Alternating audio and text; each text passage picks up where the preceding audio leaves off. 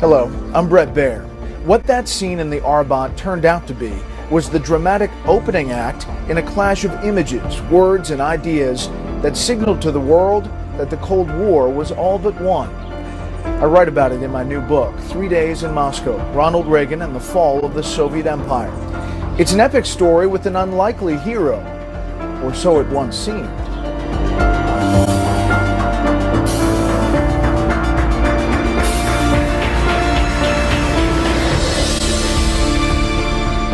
Hard to believe, but as a young man, the greatest of Cold Warriors was so left-wing the FBI suspected he was a communist.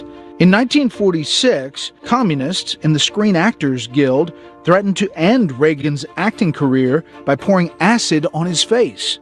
Repulsed by such totalitarian tactics, Reagan began to take notice of communist expansion overseas. We in America have met some years ago a similar program called Prussianism under the Kaiser. We met it more recently called Nazism under Hitler. We're meeting it again now under the name of communism, and it is national expansion on the part of Russia. For the next 40 years, he was relentless. How we meet the communist challenge depends on you. No critic of communism was more forceful, more uncompromising than Reagan.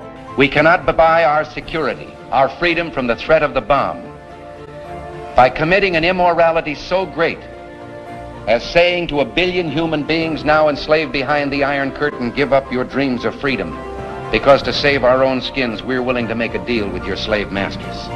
In the 70s, he opposed the Nixon, Ford, Kissinger policy of détente. My view of the policy of détente as pursued by the administration is one of making concessions to the Soviets.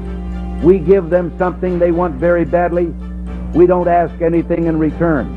Neither the summits nor arms control treaties stopped the spread of communism as America looked to be slowly losing the Cold War. After his loss to Gerald Ford in 1976, Reagan spoke movingly about the stakes. Not simply the future of civilization, the survival of civilization. Someone asked me to write a letter for a time capsule that is going to be opened in Los Angeles 100 years from now.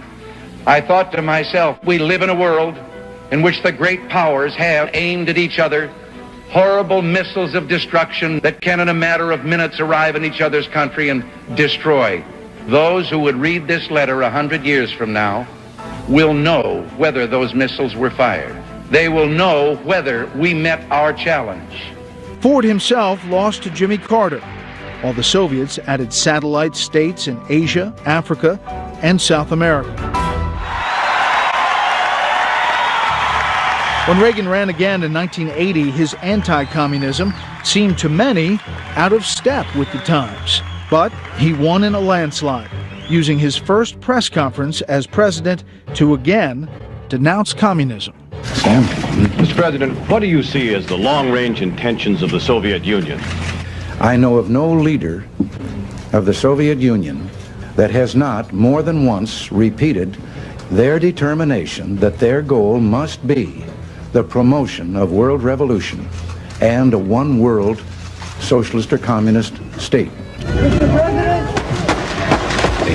An assassination attempt intensified his zeal, not merely to fight the Cold War, but to win it. He and Pope John Paul II, who also miraculously survived an assassin's bullet just 6 weeks after Reagan, agreed that God spared them so they could end communism and collapse the Soviet Union. The West won't contain communism. It'll transcend communism. When I came in 1982, Reagan was still in full-throated denunciation of the Soviet Union. He was still very much playing the Cold Warrior. What I'm describing now is a plan and a hope for the long term. The march of freedom and democracy, which will leave Marxism, Leninism on the ash heap of history. Few, even among his allies, shared his belief that the Cold War was winnable. There was a huge argument within the administration. People in the Defense Department and the CIA both thought the Soviet Union was there, that was détente. We're here, they're there, that's life. Get along. The American public seemed to agree. Nearly 3/4 favored a nuclear freeze by the United States and Soviet Union. I urge you to beware the temptation of pride, the temptation of blithely declaring yourselves above it all. That sparked Reagan's most forceful criticism ever of the Soviet Union. To ignore the facts of history and the aggressive impulses of an evil empire, to simply call the arms race a giant misunderstanding, and thereby remove yourself from the struggle between right and wrong and good and evil. I was at the speech where he talked about the evil empire and the focus of evil in the modern world. It was stunning. Even by Reagan standards, that was pretty blunt and pretty raw. I remember just asking myself and my staff, saying, what did Reagan have in mind when he called them the evil empire, which is really a pretty brazen statement for a president to make about another country. And we just decided that he really felt he could make things better. Ronald Reagan wanted to win the Cold War from the beginning of his time in office until the end. You once called him a principled pragmatist, whose strongest suit, you said, was knowing what he believed and why he believed it. He had a system of going about things. Number one, be realistic. Number two, be strong. Not just military strength, economic strength, but then more than that, have strength of purpose. Number three, figure out what it is that you want. And then when you got all that straight, sit down and negotiate. Then you get a hand to play. But before Reagan was ready to play that hand, he dramatically upped the ante.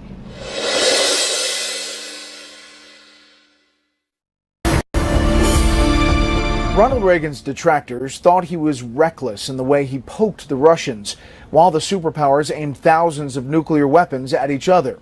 But as we've seen, his most fervent hope was to find a way to eliminate the risk of Armageddon. A year into his first term, he floated a proposal that stunned friend and foe alike. The human spirit must be capable of rising above dealing with other nations and human beings by threatening their existence. March 23, 1983, 2 weeks after Reagan dubbed the Soviet Union the evil empire. Tonight we're launching an effort which holds the promise of changing the course of human history. There will be risks, and results take time, but I believe we can do it. One of Ronald Reagan's friends was a scientist who was here at the Hoover Institution, Edward Teller, who began telling the president about the possibility of a strategic defense that could actually defend the United States from incoming ballistic missiles. These things go up into space, and before they come down and re-enter the atmosphere, you can knock them off course or destroy them. Reagan's idea was dismissed immediately as Star Wars by critics who said it would never work. What I could perceive in the press corps was kind of like, this is a pipe dream.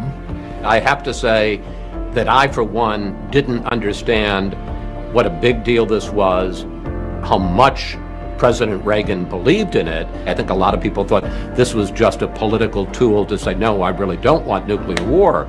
But some believed Reagan was actually risking nuclear war by upending the delicate balance that had thus far prevented Armageddon. The working military doctrine was mutual assured destruction. MAD. If one side launched a first strike, the other side would have enough nuclear weapons to launch a devastating second strike. Ronald Reagan never felt comfortable with this because it rested entirely on keeping the Soviets scared enough so that they wouldn't do anything catastrophic. It was not a genuine defense. It seemed SDI was a big focus for them. Well, if you can defend yourself against ballistic missiles, it changes the whole dynamic of deterrence. Because if I can shoot down your missile, then I don't have to worry about it. He overturns all of American nuclear policy in several paragraphs, and Ronald Reagan did that on his own initiative, and members of the cabinet were not informed until very shortly before the speech was delivered. It would not be the last time he surprised them. My fellow Americans, I'm pleased to tell you today that I've signed legislation that will outlaw Russia forever. On August 11, 1984, he cracked a joke into a mic he didn't know was on. We begin bombing in 5 minutes.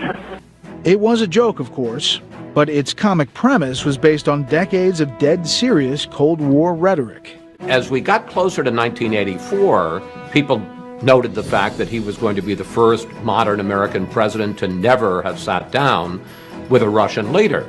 Not that Reagan was to blame. In the first term, people would say, why aren't you negotiating with the then Soviet Union leadership? And Reagan used to say, how can I? They keep dying on me. They were a bunch of old men, and one followed another to the grave. Then Gorbachev comes into the picture, who is different in Reagan's eyes and in the eyes of really the world. Absolutely. You cannot overstate how different Mikhail Gorbachev was from the Russian leaders that had preceded him. There was a sense of a new Soviet leader and new possibilities for engagement. Gorbachev launched efforts to reform the Soviet Union to make it more open, perestroika and glasnost. When he agreed to meet Reagan in Geneva, Switzerland in November 1985, the world didn't know what to expect. How is the press coverage of that, considering all the anti-communist and evil empire stuff up until then? There was a sense that the Soviets were on the offensive, and questions about whether the United States could respond. Clearly, Mikhail Gorbachev was a different kind of Russian leader, blazing new paths and building new bridges to the West. Could Reagan keep up with Gorbachev? He's younger, he's smarter, he's better read, he's traveled more to the West, he's more willing to engage in argument, but he's also the last true believer. A true believer in Marxist-Leninist ideology that still held communism would bury the West. And while Soviet Central Casting may have ordered up a new style leader, the Wardrobe Department didn't get the memo. Gorbachev pulls up, and although he's the younger man by quite a bit, Gorbachev looks older. He's wearing an extremely heavy Russian overcoat, and he looks grim and defensive and old. Suddenly, Reagan comes out, but he's just wearing a beautifully tailored suit. No overcoat, no hat, no wool scarf. The Soviet system produces a leader who, although much younger, looks older. And the American system produces a leader who, although much older, is far more full of life. And that image goes out around the world. The old man who, as I said, people were doubting, could he keep up with Gorbachev? Suddenly he had, in effect, stolen the first scene. Point Reagan. Away from the cameras, Gorbachev was ready to play hardball. Gorbachev doesn't come to Geneva ready to say, well, look, I think we Soviets have made a terrible mistake. Let's just wrap up this Cold. Not at all. The first thing he wants to do is push. He pushed especially hard against SDI, claiming its true aim was not defensive but offensive, an effort to neutralize any Soviet weapons and render them helpless against a U.S. attack. Reagan said to Gorbachev, you can't win this Cold War. And Gorbachev says, why do you say that?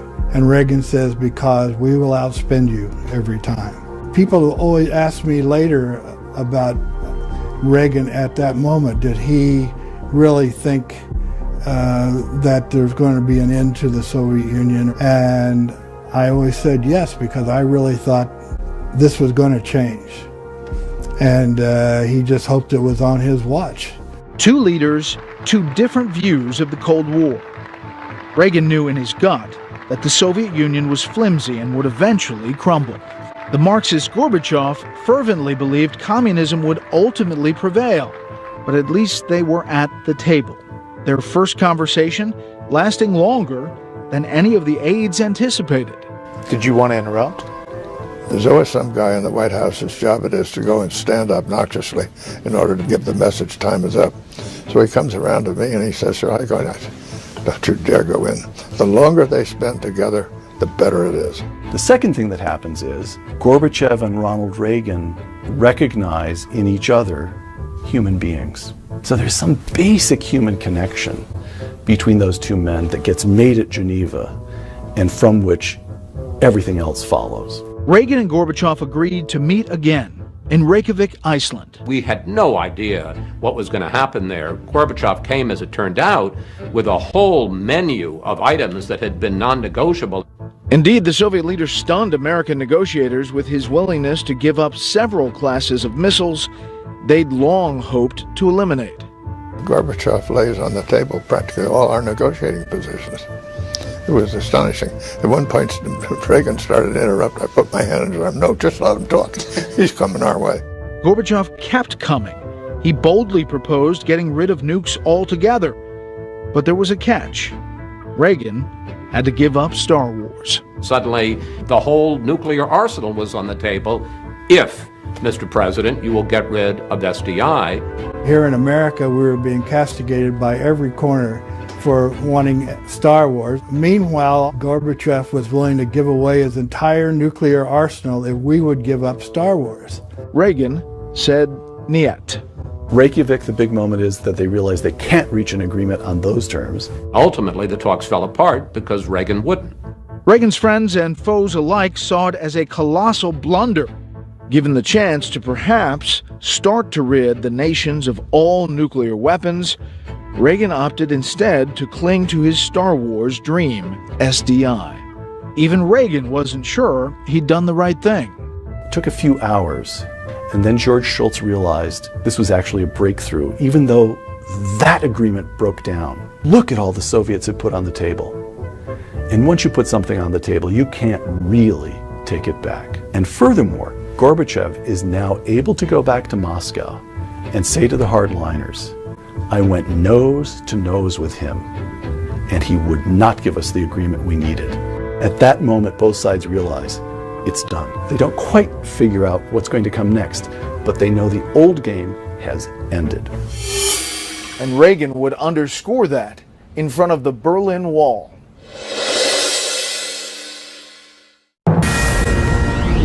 Live from America's News headquarters, I'm Lauren Green. New details on a deadly rollover crash in Texas. Officials now saying Border Patrol observed 3 vehicles driving together on a rural highway believed to be involved in smuggling. Separate patrol officers pulled over 2 of the cars, but when officers attempted to stop the third, it took off, resulting in a high-speed crash. At least 5 immigrants were killed and several others were injured when the driver lost control, ejecting 12 people from the car. The driver, believed to be a U.S. citizen, is now in custody.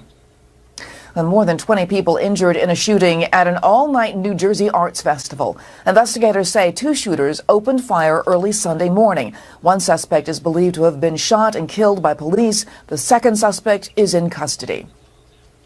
I'm Lauren Green. Now back to 3 Days in Moscow, hosted by Brett Baer.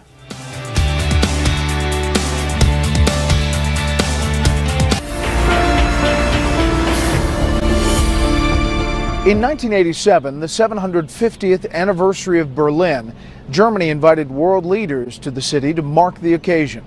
Reagan saw an opportunity to challenge Gorbachev from communism's most symbolic platform, the Berlin Wall. The Berlin Wall, the barricade that more vividly than a purge illustrates the failure of communism. Never a day passes along the bumbling barricade without at least one break for freedom. Expressions of man's determination to defy tyranny in any form. One of the things that I think made Reagan a historical figure was he had this uncanny ability to catch the crest of change in history. The Berlin speech is a good example.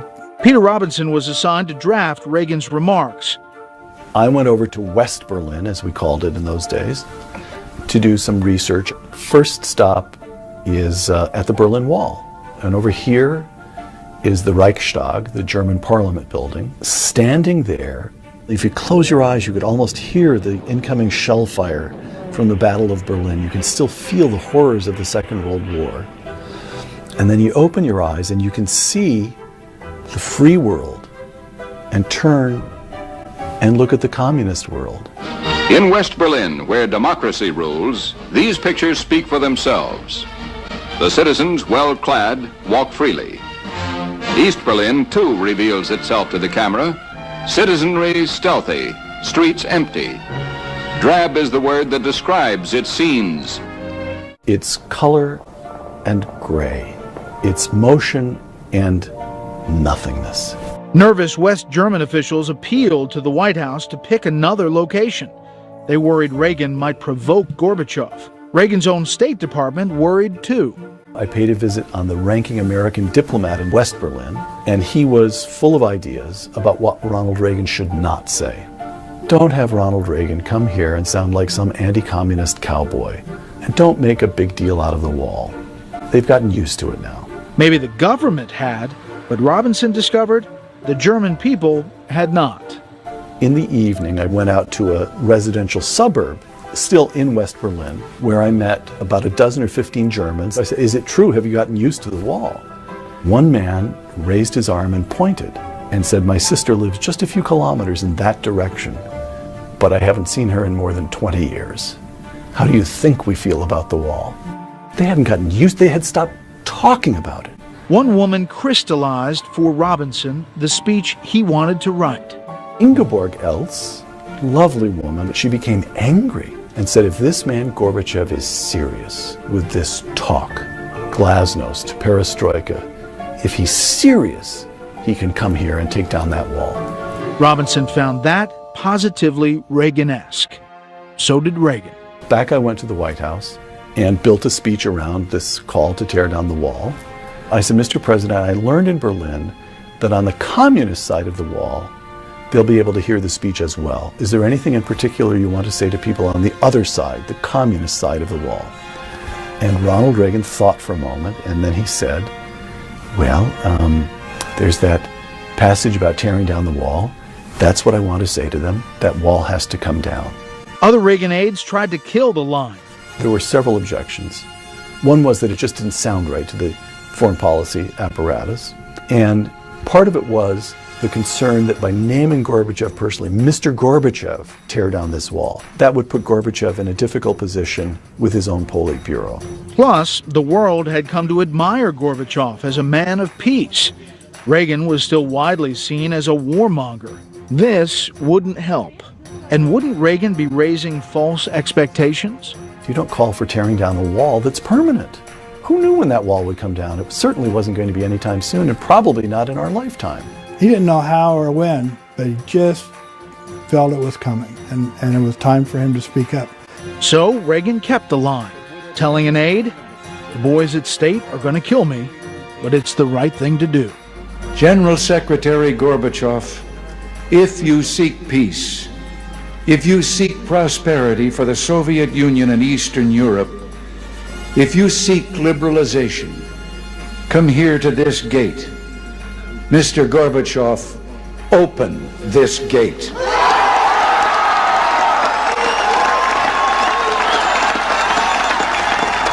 Mr. Gorbachev, tear down this wall.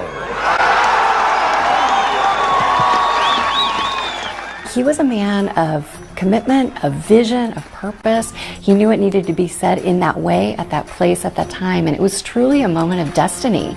And when you look at what could have not happened had he not said that, the world forever may have been a different place. This much is certain. Reagan, again, read the situation much more sagely than the foreign policy experts. Gorbachev didn't walk away from the negotiation table. 6 months after Berlin, he came to Washington to sign the Intermediate Range Nuclear Forces, or INF Treaty, which would lead to the elimination of nuclear and conventional missiles within a few years. Famously on that trip, Gorbachev surprised and charmed Americans when he jumped out of his limo and waded into a throng of admirers. But Reagan would have his own surprise when the two leaders would meet for their last summit for 3 days in Moscow. Last year in office, even some of his doubters conceded he'd understood the Cold War better than they did. I think along the way, the president was clearly underestimated.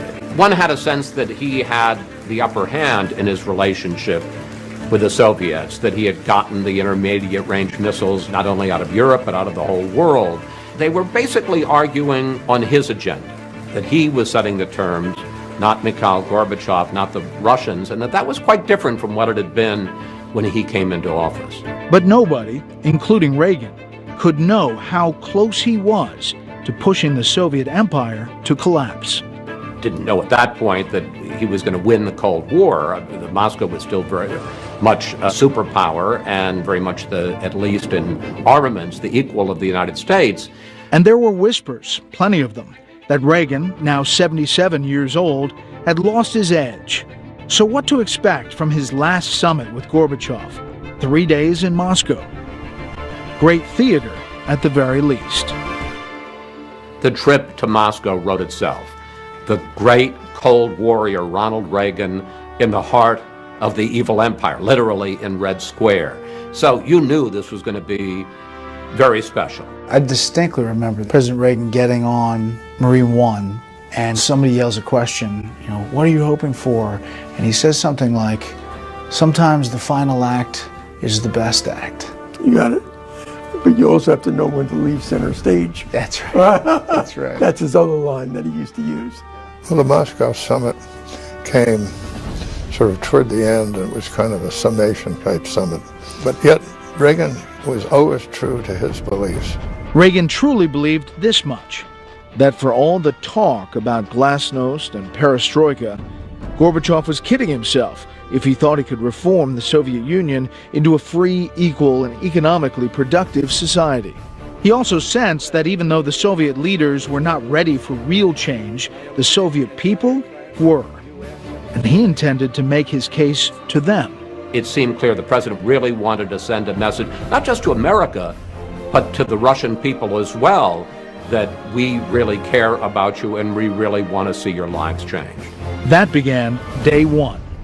Nancy says Ronnie wants to go for a walk among the people. There's a commercial area right near the embassy, half a block away, called the Arbat. The Secret Service says, well, we don't think you should do it. They pointed out that their leaders there don't just go walking in crowds, even though Gorbachev did it in America. And Mrs. Reagan says, we're going to do it, and we want to do it in 15 minutes. And off they went. When the stunned Russians realized the American president was in their midst, pandemonium ensued. The Secret Service says, that's it, we're gone. They grabbed the president and headed back for the embassy. And Helen Thomas was right behind Mrs. Reagan. Helen Thomas, the UPI correspondent who'd played the role of gadfly throughout Reagan's 2 terms. Suddenly a KGB guy reached in and shoved her.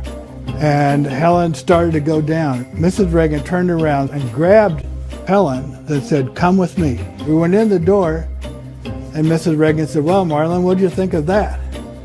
And I thought, well, we just missed our last best chance to get rid of Helen Thomas. But in terms of the president making his point, it was golden. On day 2, Reagan went on another walk, this time through Red Square with Gorbachev. There was a metaphor for the extraordinary journey that Reagan had taken personally and the journey that the U.S. and the Soviet Union had taken in terms of their relations. It turned out to be the high point of the summit because it wasn't scripted. There were people around there with kids, and Reagan was saying hello, and it was very informal and nice. And not nearly as chaotic as the Arbat, perhaps because, as Fitzwater whispered to Reagan, many of those regular Russians were apparently KGB operatives. A reporter asked the big question Reagan surely knew was coming. You still think you're in an evil empire, Mr. President? No. He said that was another time in another era and put his arm around Gorbachev. Oh my gosh. As a newsman, it doesn't get any better than that. He wanted to do that walk to say, I no longer believe it's the evil empire. I believe they're good people who want a better life. But had Reagan's mind really changed? Certainly not as much as the Soviet leadership had hoped. Mikhail Gorbachev was going to learn that on the climactic 3rd day in Moscow. What was the critical turning point to end the Cold War? Some say the Geneva summit, when Reagan and Gorbachev first met face to face and erected the scaffolding of their future negotiations. Others name Reykjavik, because the two sides had reached agreements on important points they could not take back. Still others point to the Washington summit, not only because that was where an actual treaty had been signed, but because it had enhanced the relationship and friendship between the two men and their nations. In my book, I say it may have been a culmination of all of that in the Moscow summit. Its timing, its tone, its moral achievement. Those 3 days in Moscow did more than anything to squarely present the choice the world was facing. And what made the summit truly transcendent was Reagan's speech at Moscow State University. It's not surprising that Ronald Reagan would choose to go to a university. He believed here in America that everything rested on the next generation. That was important to him, not to ignore young people, but to really engage them. The speech at Moscow University, where the president wanted to talk about freedom of speech. Set the stage for that one. When I walked in the door, I looked up, and at the head of the church was this huge statue of Lenin, and the lectern that was set up for Reagan was right in front of it. You're thinking that's a bad thing? I'm thinking it's a horrible thing, yes. And President Reagan was smiling. And what I didn't get was President Reagan saw it as an opportunity. To deliver this message to of deliver democracy, this freedom, yes. under Lenin's eye. His joke later was, how great was it to have Lenin have to stare at my backside for an hour and a half? But it turned out to be a perfect forum for him to deliver his message. The students filed in and settled down. Reagan warmed up his audience by wishing them success in their own language. I know you must be very busy this week, studying and taking your final examinations. So let me just say, Желаю вам успеха. We Americans make no secret of our belief in freedom. Go into any schoolroom, and there you will see children being taught the Declaration of Independence, that they are endowed by their Creator with certain unalienable rights, among them life, liberty, and the pursuit of happiness, that no government can justly deny. He spoke to them as if they were bound together in a common destiny. I have often said, nations do not distrust each other because they are armed. They are armed because they distrust each other. Peace between nations must be an enduring goal, not a tactical stage in a continuing conflict. As they listened, the students witnessed the rhetorical gift that Americans had long appreciated, his utter authenticity, the words more convincing because they were spoken from the heart. America is a nation made up of hundreds of nationalities. Our ties to you are more than ones of good feeling. They're ties of kinship. They come from every part of this vast continent, from every continent to live in harmony, seeking a place where each cultural heritage is respected, each is valued for its diverse strengths and beauties, and the richness it brings to our lives. I think the big difference, the big turning point in that speech is that up to that point, the president had talked in a negative sense about the Soviet Union, about what they didn't have.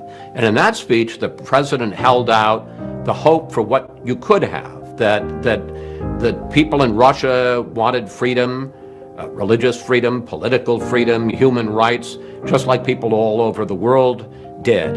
In this Moscow spring, this May 1988, we may be allowed that hope, that freedom like the fresh green sapling planted over Tolstoy's grave will blossom forth at last in the rich, fertile soil of your people and culture. Thank you all very much, and da blagoslavit va Gospod, God bless you.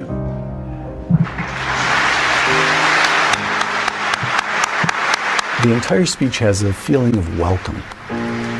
It has a feeling that it's a kind of invitation.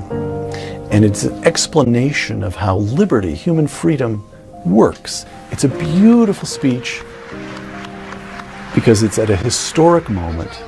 The United States has won, but it's gracious.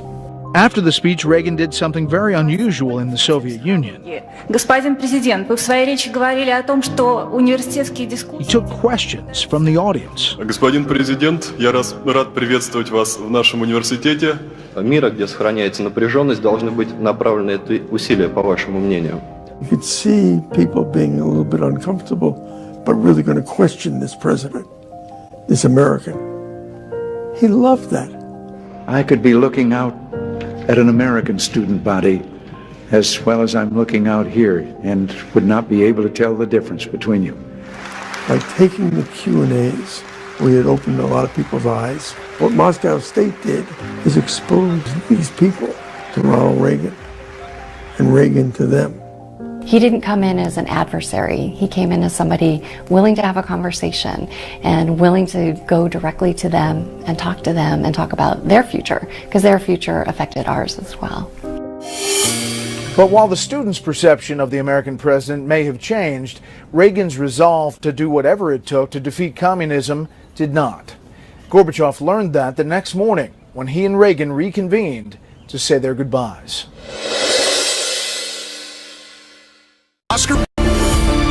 For 40 years, no critic of communism had been more forceful than Ronald Reagan. Even when other U.S. presidents talked of détente or America's inordinate fear of communism, he stalwartly declared that his view of the Cold War was we win, they lose. But as his term in office was winding down, and as he befriended the genial Russian leader Mikhail Gorbachev, had the 77-year-old Reagan softened his views? Had he changed his mind? As Reagan prepared to leave Moscow on June 1st, his staff was in furious negotiations over the language of a joint statement he would deliver with Gorbachev. The Soviets wanted the leaders to issue a statement that declared, among other things, that, quote, peaceful coexistence was a universal principle of international relations. George Shultz believed it was a sneaky way of returning to the 1970s détente that Reagan despised. When Reagan rejected the language, the Soviet leader ratcheted up the pressure. Gorbachev really got angry, and he said, well, don't listen to George. Don't listen to Colin Powell. Make up your own mind. Colin Powell was sitting right in front of me and right beside the president. And I saw him take out a little piece of paper and write something on it and pass it to Reagan under the table. And Reagan looked at it and laid it back on the table and said, no, we are not making any changes. Gorbachev blinked. You could see that he was defeated, and he just dropped his shoulders, and it was over. And when he looked up, he smiled, said, let's go do the press conference. Reagan knew that we had hit a grand slam in Moscow.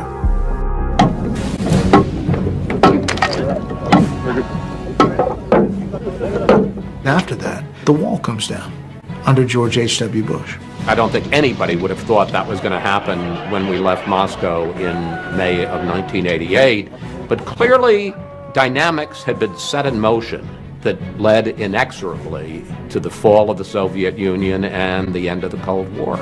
Of course, it wasn't Gorbachev who tore down the wall. It was the people living under communism, like those Reagan spoke to during his momentous 3 days in Moscow and throughout his political career. In all of that time, I won a nickname, the Great Communicator. But I never thought it was my style or the words I used that made a difference. It was the content. I wasn't a great communicator, but I communicated great things. Gorbachev had a slightly different take. He wrote, quote, the 40th President of the United States will go down in history for his rare perception.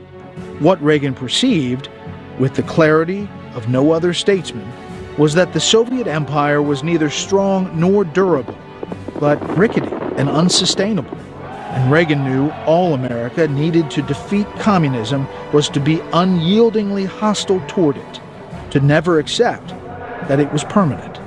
Which brings me back to that tale from the last day in Moscow, the argument over peaceful coexistence, and that slip of paper Colin Powell handed to the president. Did you find out what was on that note? Well, it said, this language means you agree never to criticize the Russians. That was something Reagan did not want to do. He would not agree to that in a million years. That was it. The game was over then. Early in his administration, when Reagan had consigned the Soviet system to the ash heap of history, many people, especially the Soviets, had misunderstood his words to mean that he was bent on its destruction. Rather, he had been saying that the Soviet system was already collapsing, that history was already marching past it. By the time of the Moscow summit, that fact was evident to everyone, including the Soviets themselves. Reagan's prediction was coming true.